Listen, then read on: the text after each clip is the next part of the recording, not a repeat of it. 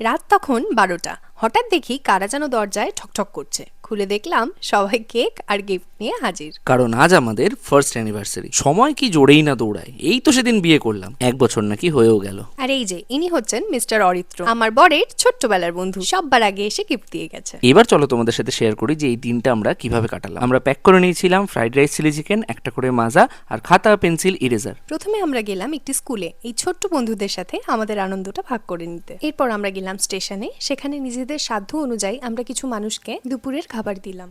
হ্যাঁ, এবার যারা কমেন্ট করবে যে দিয়েছো দিয়েছো, ভিডিও করার কি আছে, তাদেরকে বলছি বেশ করেছি, পারলে তোমরাও করো, সেটার ভিডিও বানিও, আমরা দেখে খুশি হব। আর দেখলেই বাবা আমাদের দুজনের জন্য এক গাদা গিফটস নিয়ে এসেছে। মা আসতে পারেনি, মার একটু শরীর খারাপ ছিল। এ দেখো, আমার বিয়ের চেনের এসটা হারিয়ে গেছিল, আমার গিন্নি আমায় সেটাই গিফট করেছে। আর উনি আমাকে কেক, চকলেট আর এই খামটা দিল। গেস করো তো ভেতরে কটা 500 ছিল। তো এভাবেই আমাদের প্রথম অ্যানিভার্সারি কাটলো। এবার তোমরাই বলো কেমন লাগলো।